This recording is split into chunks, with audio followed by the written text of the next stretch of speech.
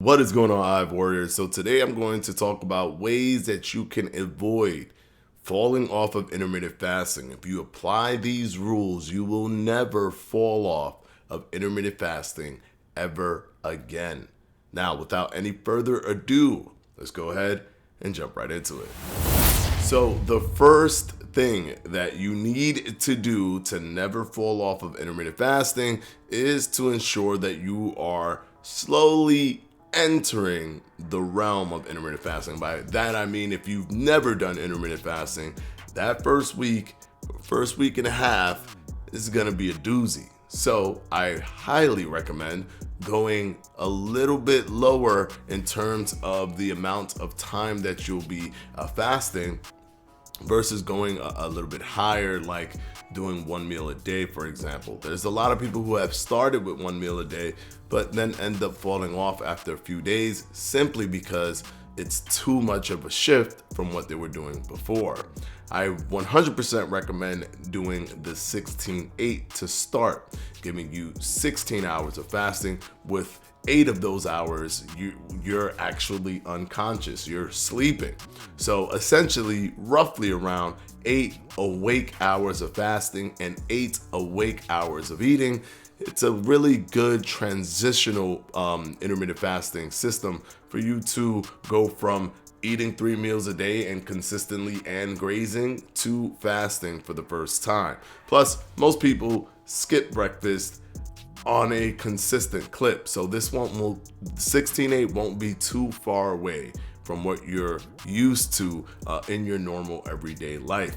The thing that makes 16-8 powerful is the consistency. That's the difference between people who do a structured intermittent fasting 16-8 and people who just occasionally skip breakfast.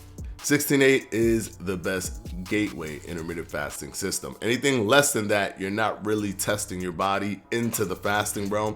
Anything more than that can be risky for you to adhere to after that first few days.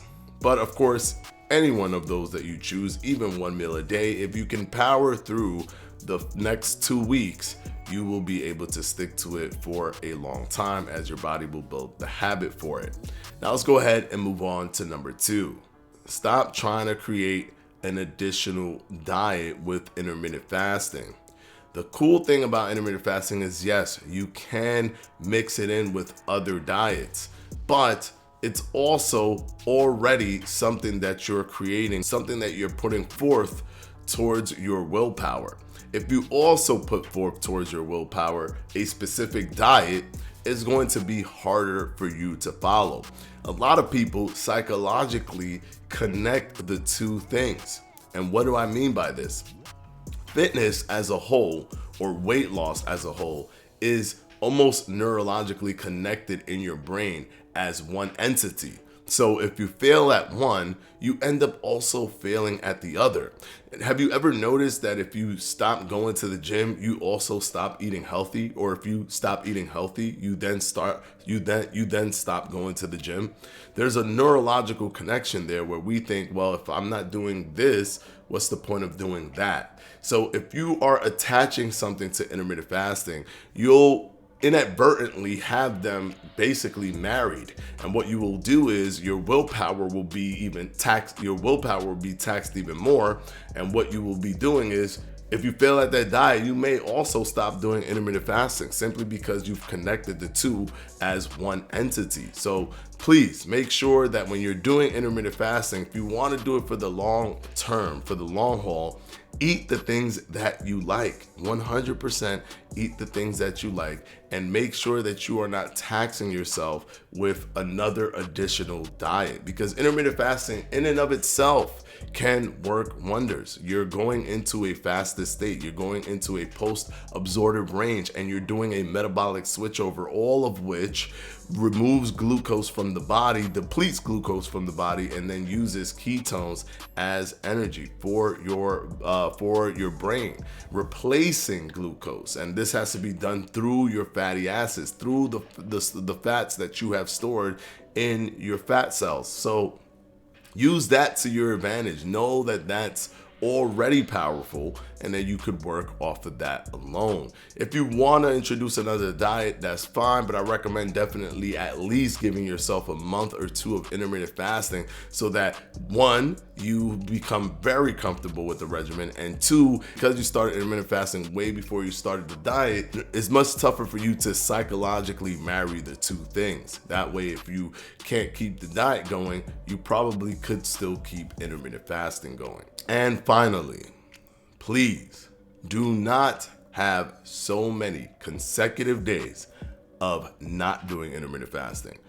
I understand this has to happen. There's going to be weddings, vacations, family gatherings, get-togethers, things of that nature. There's no hard and fast rule where you have to do intermittent fasting all your life, every single day.